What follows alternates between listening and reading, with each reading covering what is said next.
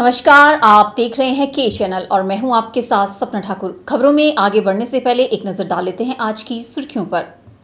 Headlines powered by के news साप्ताहिक समाचार पत्र, जो रखे आपको आगे।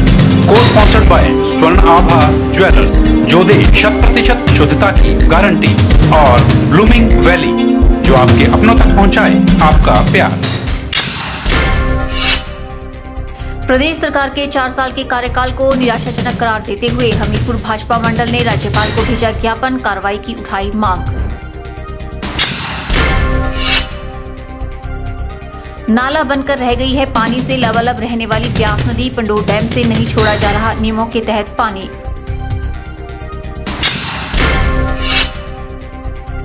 सोलन में लाइव कुकिंग शो का किया गया आयोजन, वेजिको कंपनी ने पेश किए पूर्व काल से चली आ रही विधि से तैयार किए गए मसाले। और जटिंगरी के रेन शेल्टर में लगाए गए महंगे बेंच तोड़ डाले शराबियों ने। 1 साल पहले ही 3 लाख खर्च करके बनाया था खूबसूरत रेन शेल्टर।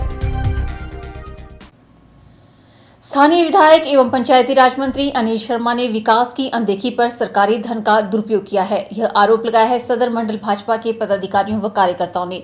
इसी के साथ ही अन्य कई आरोपों को शामिल कर आरोप पत्र उपमंडल अधिकारी सदर के माध्यम से राज्यपाल को भेजा गया। वहीं कार्यकर्ताओं ने विरोध स्वरूप शहर में रैली भी निकाली और जमकर नारेबाजी की।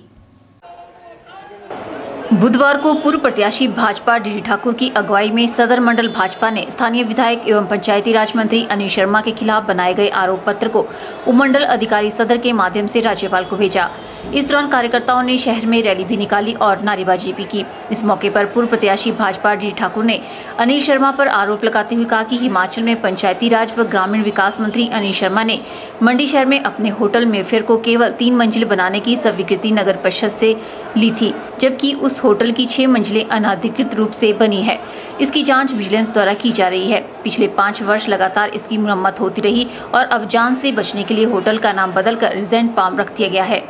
उन्होंने कहा कि जिला मंडी की राजमहल जमीन बेनामी सौदे में स्थानीय विधायक के बैंक खाते से करोड़ों रुपए संजय कुमार के खाते में ट्रांसफर हुए हैं। आज सदर मंडल मंडी की ओर से स्थानीय विधायक और पंचायत पशुपालन मंत्री अनिल शर्मा के खिलाफ आरोप पत्र यहाँ पर पेश किया गया, जिन्होंने जो अपनी जितनी अनियमितता उसमें की है और जो प्रॉपर्टी के जो संसाधन से ज़्यादा, आय से ज़्यादा संपत्ति का जो उन्होंने ग्रहण किया हुआ है, उसके खिलाफ जो है इंक्वायरी के लिए हमने विशेष रूप से जो है यहाँ पर रिपीटेशन किया, ताकि गवर्नर थ्रू एसडीएम जो है गवर्नर इसकी तहकीकात करे। एक नहीं, इसके अनेक मामले हैं। बेनामी सौदा राजमहल ज़मीन का वही सही, और दूसरा हमारा आय से ज़्यादा संपत्ति का, और तीसरा जो एक मकान अब उसका बन रहा है बाड़ी में, उसमें भी जो है सरकारी धन का दंगे में उसका दुरुपयोग हुआ है। और वो सारी मिट्टी जो नाले में फेंकी, वो एनजीटी जो है नेशनल ग्रीन ट्रिब्यूनल है, उसके नियमों की जो उन्होंने उल्लंघना की है।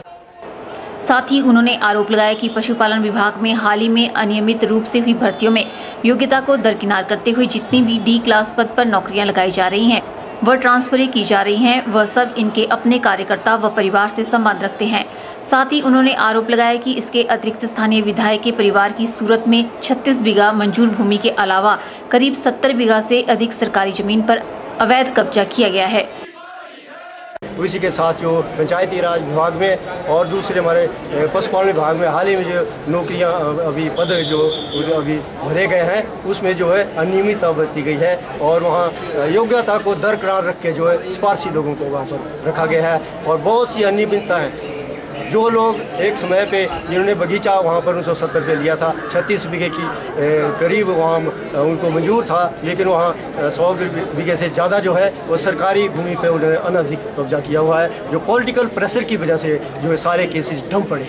इसलिए हमने एसडीएम के माध्यम से गुजारिश की है महामहिम राज्यपाल से कि वो ये पूरी इसकी इंक्वायरी किया जाए, क्योंकि ये सारी जांच जो है इन्होंने पॉलिटिकल प्रेशर की वजह से डंप रखी है, और दूध का दूध और पानी का पानी, और जो उन्होंने पैसे का दुरुपयोग किया है, बहुत सी स्कीमें, वो योजनाएं जो बहुत सी हमारी जो स्वीकृत है वो उन्होंने राजनीतिक कारणों के वजह से वो बंद पड़ी है, ताकि वहाँ लोगों को सुविधा नहीं मिल पा रही। इसके लिए हमने ज्ञापन सौंपा है, ताकि राज्यपाल जो है इसकी सीबीआई के माध्यम से और विजिलेंस के माध्यम से इनकी इंक्वायरी करे और ऐसे लोग जो करप्शन में संलिप्त है उनको जो है वाजिब सजा दी जाए। भारतीय जनता पार्टी सदर मंडल ने मां महिम राज्यपाल से उपमंडल अधिकारी सदर के माध्यम से आग्रह किया है कि आरोप पत्र में शामिल किए गए आरोपों की निष्पक्ष जांच हो ताकि प्रदेश में भ्रष्टाचार व भाई भतीजावाद मुक्त वातावरण बन सके। कैमरा पर्सन युगल के साथ ब्यूरो रिपोर्ट के चैनल मंडी। वहीं भाजपा हमीरपुर मंडल ने भी प्रदेश सरकार के 4 साल के कार्यकाल को अत्यंत निराशाजनक करार देते हुए उपमंडल दंडाधिकारी के माध्यम से महामहिम राज्यपाल को ज्ञापन पत्र भेजा और प्रदेश सरकार के खिलाफ कड़ी कार्रवाई करने की मांग उठाई। भारतीय जनता पार्टी हमीरपुर मंडल ने हिमाचल प्रदेश महामहिम राज्यपाल को प्रदेश सरकार के भ्रष्टाचार के संदर्भ में उपमंडल दंडाधिकारी के माध्यम से ज्ञापन पत्र भेजा। इस मौके पर बीजेपी जिलाध्यक्ष अनिल ठाकुर ने कहा कि प्रदेश सरकार ने हमीरपुर से ही नहीं पूरे प्रदेश से भ्रष्टाचार किया है और जनता को गुमराह किया है। उन्होंने प्रदेश सरकार पर निशाना साधते हुए कहा कि आज प्रदेश के महाविद्यालयों में अध्यापक, अस्पतालों में डॉक्टर व दवाइयां नहीं, सड़कों की हालत खस्ता है, महिलाओं, अनुसूचित जाति तथा पिछड़े वर्गों पर अत्याचार बढ़ गए हैं व कानून व्यवस्था चरमरा गई है। उन्होंने बताया कि भाजपा आने वाले विधानसभा चुनावों में इन सब मामलों को मुद्दा बनाकर जनता के बीच आएगी। कांग्रेस पार्टी की जो सरकार है हिमाचल प्रदेश में, वो सारी भ्रष्टाचार में डूबी हुई है। उसी उपलक्ष्य में आज हमीरपुर मंडल ने उनके सरकार के विरुद्ध एक चार्जशीट सौंपी है, जो कि हमीरपुर जिला के साथ भेदभाव किया गया है। जो हमारी योजनाएं थी आदरणीय धूमल जी लेके आए थे, लेकिन आज 4 साल 4.5 साल में वो सरकार कुछ नहीं कर पाई। और उनका हमने जो यहाँ से भ्रष्टाचार हुआ या जो काम रोके गए हैं, उनका हमने विद प्रूफ जो है वो चार्जशीट हमने एसडीएम महोदय को सौंपी है, ताकि वो हमारी राज्यपाल तक महामहिम राज्यपाल तक पहुंच सके। फिर आने वाले दिन तो बहुत बड़ा है, क्योंकि प्रदेश स्तरीय पहले भी चार्जशीट सौंपी गई है, जो कि इनके मंत्री और विधायक और मुख्यमंत्री भ्रष्टाचार में लिप्त हैं। उसी उपलक्ष्य में आज ये चार्जशीट दी गई है। और आने वाला जो समय है वो भारतीय जनता पार्टी का है, और हमने प्रण लिया है कि इस भ्रष्टाचारी सरकार को और जो माफिया राज वाली सरकार है, इसको काट के फेंक के ही हम दम लेंगे। मेन विरुद्ध है, सरकार ने हमीरपुर जिला के साथ भेदभाव किया है और एक भी योजना जो है 5-4.5 साल में ये सरकार नहीं ला पाई।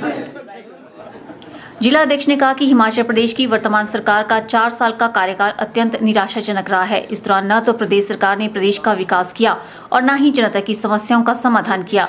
यहां तक कि पिछले विधानसभा चुनाव में अपने घोषणा पत्र में जनता से किए वायदों को भी पूरा नहीं किया गया। के चैनल के लिए हमीरपुर से नवनीत बत्ता की रिपोर्ट। विकास कार्यों के मुद्दे को लेकर द्रंग भाजपा ने औट में एक रैली निकालकर प्रदेश सरकार के खिलाफ धरना प्रदर्शन किया। भाजपाइयों ने इस मौके पर जमकर नारेबाजी भी की। बाद में भाजपाइयों ने राज्यपाल को तहसीलदार के माध्यम से एक ज्ञापन सौंपा। इस रैली की अगुवाई स्थानीय द्रंग भाजपा नेता जवाहर सिंह ठाकुर ने की। इस अवसर पर द्रंग भाजपा ने आरोप लगाते हुए कहा कि द्रंग में वर्ष 2004, 2007, 2012 में कई योजनाओं के मुख्यमंत्री वीरभद्र सिंह, मंत्री कौल सिंह ठाकुर और मंत्री विद्या स्टोक्स ने कई योजनाओं के शिलान्यास किए, लेकिन उन योजनाओं का कार्य आज तक पूरा नहीं किया जा सका है।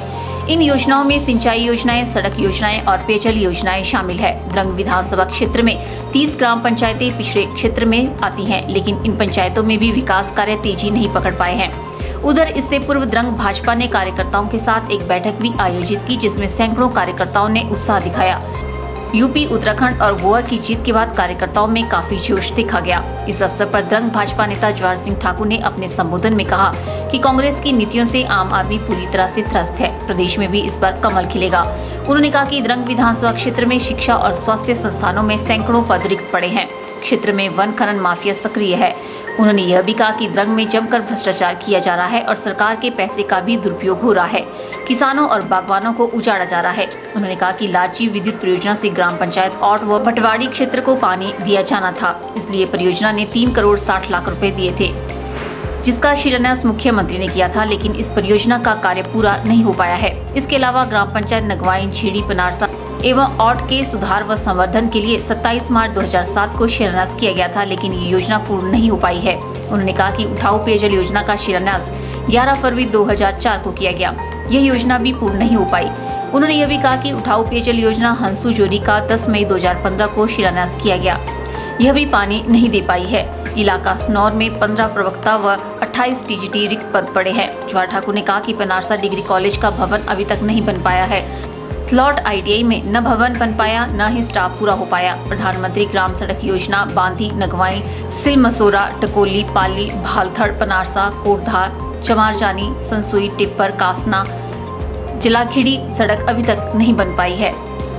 स्वास्थ्य विभाग में भी कई संस्थान खोले गए, लेकिन वहां पर न तो डॉक्टर हैं, न ही भवन बनाए जा रहे हैं। इसके अलावा उन्होंने अपने मांग पत्र में कहा कि नेरचौक मनाली 4 लेन से प्रभावित लोगों को 4 गुना मुआवजा प्रदान किया जाए ताकि प्रभावितों को उचित सहायता मिल सके। ब्यूरो रिपोर्ट, के चैनल। यहाँ रुकते हैं छोटे से ब्रेक के लिए, जल्द हाजिर होंगे। आप देखते रहिए के चैनल।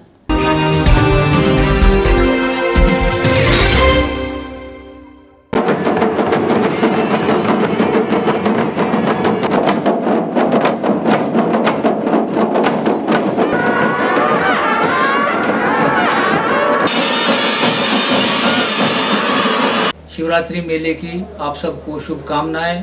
हिमाचल प्रदेश उपभोक्ता संघ की तरफ से भी और मंडी के तमाम निवासियों की तरफ से शिवरात्रि 2017 की शुभकामनाएं। स्वास्थ्य एवं राजस्व मंत्री कौल सिंह ठाकुर की ओर से समस्त क्षेत्रवासियों, जिलावासियों और प्रदेशवासियों को अंतर्राष्ट्रीय शिवरात्रि महोत्सव की हार्दिक शुभकामनाएं।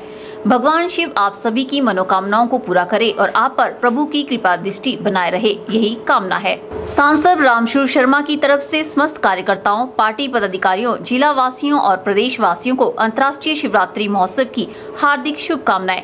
छोटी काशी मंडी का ये पावन महोत्सव आप सभी के जीवन में ढेर सारी खुशियां लेकर आए, यही कामना है। जिला परिषद अध्यक्षा चंपा ठाकुर की ओर से समस्त क्षेत्रवासियों, समस्त जिला वासियों और समस्त प्रदेश वासियों को अंतर्राष्ट्रीय शिवरात्रि महोत्सव 2017 की हार्दिक शुभकामनाएं। भगवान शिव से जुड़ा ये पावन पर्व आप सभी के जीवन में ढेर सारी खुशियां लेकर आए, यही कामना है। प्रदेश युवा कांग्रेस महासचिव व निदेशक वन निगम हिमाचल सरकार यदुपति ठाकुर की ओर से सरकाघाट व मंडी की प्रबुद्ध जनता को शिवरात्रि महोत्सव की हार्दिक शुभकामनाएं। भगवान शिव से जुड़ा ये त्योहार आप सभी के जीवन में ढेर सारी खुशियां लेकर आए, यही कामना है। मैं चेतराम ठाकुर, सर्कल इंचार्ज आम आदमी पार्टी, सुंदरनगर विधानसभा क्षेत्र। मैं देश, प्रदेश तथा मंडी जिला वासियों को शिवरात्रि की हार्दिक शुभकामनाएं देता हूं। धन्यवाद। सिंह डोगरा, सेक्टर इंचार्ज आम आदमी पार्टी मंडी। शिवरात्रि के शुभ अवसर पर देशवासियों को और खासकर मंडी की जनता को अपनी ओर से और आम आदमी पार्टी की ओर से शुभकामनाएं देता हूं।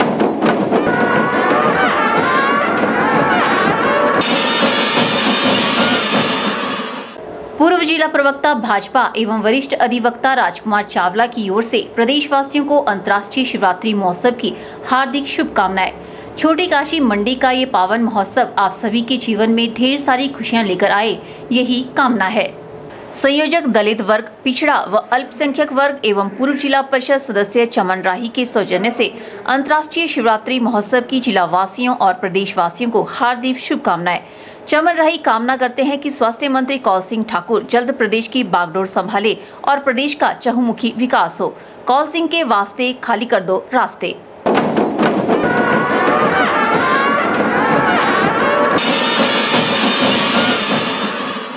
महावीर पब्लिक स्कूल पुंग सुंदरनगर की ओर से समस्त प्रदेशवासियों को शिवरात्रि महोत्सव 2017 की हार्दिक शुभकामनाएं। बहुत चंचल, बहुत खुशनुमा सी होती है बेटियां, नाजुक सा दिल रखती है बेटियां, बात बात पर रोती हैं, नादान सी होती है बेटियां, है रहमत से भरपूर खुदा की नेमत से बेटियां, घर भी महक उठता है जब मुस्कुराती है बेटियां। आइए हम सब मिलकर महाशिवरात्रि महोत्सव के पावन पर्व पर इस जघन्य निर्मम कुकृत्य को जड़ से समाप्त करने का संकल्प ले। मैं इंद्रजीत शर्मा, पंचायती राज महासंघ का जिला अध्यक्ष, अपने मंडी वासियों को और प्रदेश वासियों को महाशिवरात्रि की शुभकामनाएं देता हूं। भोला शंकर आपके सुख समृद्धि और खुशहाल बनाए रखें, ये कामना करते हुए महासंघ आपको और आपके परिवार को खुशहाल बनाए रखेगा।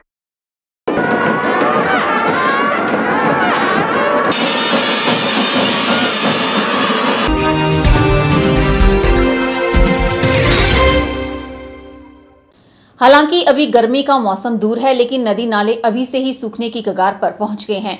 जिन नदियों पर डैम बने हैं वहां से तो पानी की सप्लाई पूरी तरह से रोक दी गई है। नतीजतन नदियों में पनपने वाले जीवों पर खतरे के बादल मंडराने लगे हैं। मंडी शहर से होकर बहने वाली ब्यास नदी का भी कुछ ऐसा ही हाल है। पेश है एक रिपोर्ट।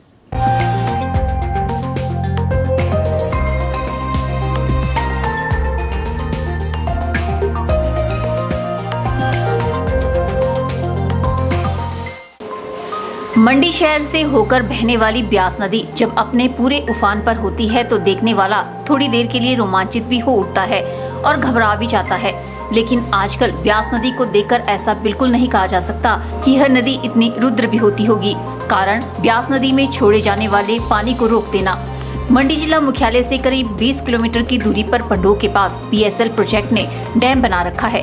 नियम कहते हैं कि मौसम चाहे जैसा भी हो, लेकिन डैम में 15% पानी हर हाल में छोड़ा जाना लाजमी है। लेकिन BBMB प्रबंधन इस नियम का पालन नहीं कर रहा है।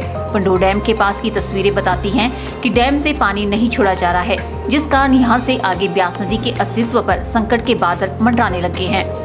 पर्यावरण प्रेमी नरेंद्र सैनी की माने तो इस वक्त नदी के पानी में बहुत ज्यादा ठहराव आ गया है, जिससे पानी में पनपने वाले जीवों पर भी संकट के बादल मंडरा रहे हैं और इससे पानी दूषित होता जा रहा है।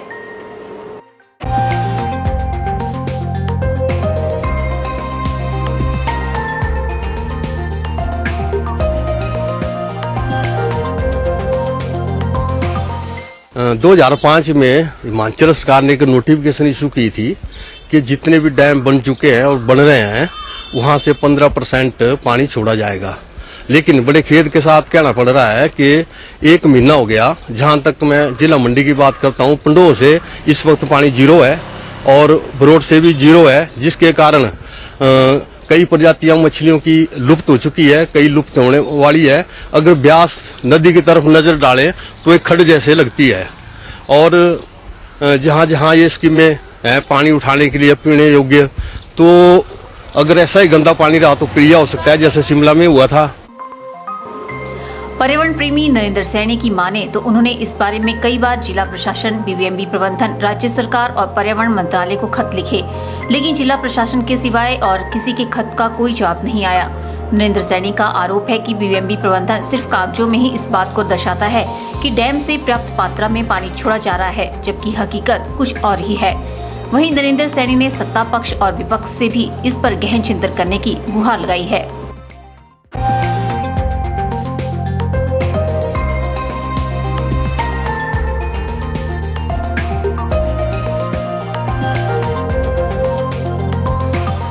जहां तक बात है इन डैम वालों की, ये बोलते हैं कि हम 15% पानी छोड़ रहे हैं और हर महीने जो है रिपोर्ट हम इन्वायरमेंट बोर्ड को भेज रहे हैं। कई बार बोलते हैं कि हमने काम लगाया है, ठीक है, इन्होंने काम लगाया हुआ है, लेकिन काम का ऐसा है कि जो इंस्ट्रक्शन है, काम लगा है चाहे नहीं, वो छोड़ना ही पड़ेगा पानी इनको, और ये छोड़ते नहीं है। ये कागजों में और फाइलों में उलझे हुए हैं, उसी में ये गवर्नमेंट को रिपोर्ट देते हैं। जहां सरकार की बात है, पक्ष विपक्ष की, तो ये दोनों जो है इसमें बिल्कुल इंटरेस्ट नहीं ले रहे हैं। इन्वायरमेंट का मामला है, अगर ऐसा ही ये डैम बनते रहे और ऐसा ही होता रहा तो भूकंप आ सकता है और ये ग्लोबल वार्मिंग का जो असर है वो नजर आ रहा है इस वक्त। तो मैं ये चाहूंगा हिमाचल सरकार से भी और जो विपक्ष वाले हैं कि इस मुद्दे को जोर शोर से उठाया जाए और इसमें जो प्रावधान है, सजा का भी है, किसी की नौकरी भी जा सकती है, जो नियम है उनको सख्ती के साथ लागू किया जाए। वहीं जब इस बारे में BBMB के अधीक्षण अभियंता सुजीत सिंह से बात की गई तो उनका कहना था कि पंडोह डैम से नियमों के तहत पानी छोड़ा जा रहा है। उन्होंने बताया कि कभी कभार डैम में कुछ कार्य के चलते पानी को कुछ समय के लिए रोका जाता है, जबकि बाकी समय में पानी की सप्लाई पूरी तरह से सुचारू रहती है। BBMB प्रबंधन के अधीक्षण अभियंता उस समय कहीं बाहर थे और उनका ये पक्ष फोन पर हुई बातचीत के दौरान लिया गया है। बहरहाल BBMB प्रबंधन चाहे जो भी तर्क दे, लेकिन यह सच्चाई है कि इस वक्त ब्यास नदी दिन प्रतिदिन सिकुड़ती जा रही है और इसके सिकुड़ने का एक ही कारण है और वह है उचित मात्रा में पानी न छोड़ना। अगर आसपास की खड्डों का पानी नदी में न मिलता तो इतने में नदी का यह स्वरूप भी शायद ही देखने को मिलता। ब्यूरो रिपोर्ट, के चैनल।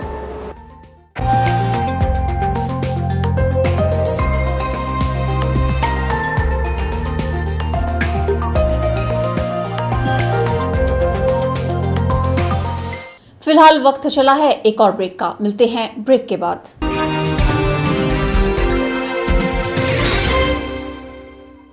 हेमराज पठानिया भाजपा नेता की ओर से समस्त क्षेत्रवासियों, समस्त जिला वासियों और समस्त प्रदेश वासियों को अंतर्राष्ट्रीय शिवरात्रि महोत्सव 2017 की हार्दिक शुभकामनाएं। भगवान शिव से जुड़ा यह पावन पर्व आप सभी के जीवन में ढेर सारी खुशियां लेकर आए, यही कामना है। रिद्धि क्रेन सर्विस की तरफ से शिवरात्रि पर्व की हार्दिक शुभकामनाएं।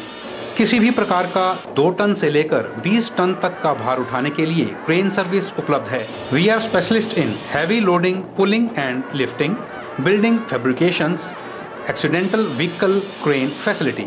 अधिक जानकारी के लिए संपर्क करें Riddhi crane service, near Neelam sweets shop, Ner Chowk, district मंडी।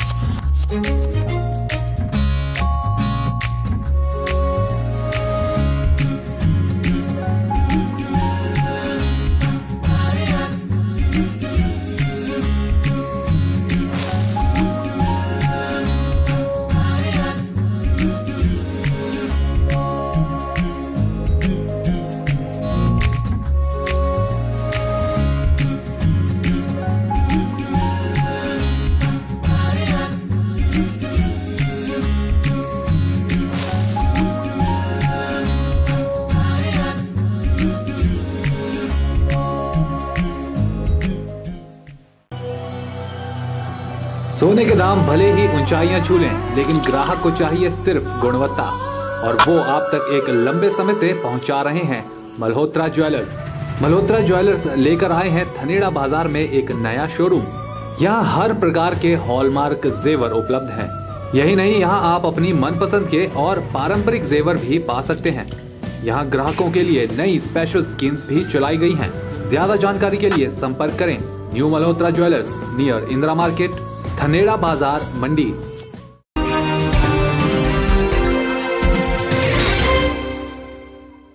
सरकारी संपत्ति को नुकसान पहुंचाना आम बात हो गई है, मगर जब प्रदेश में पर्यटन को बढ़ावा देने के लिए कुछ अच्छे प्रयास होते हैं जिससे स्थानीय लोगों को भी लाभ मिलता है, उसका ही सही तरीके से रखरखाव न हो पाए तो फिर भला पर्यटन को बढ़ावा कैसे मिलेगा।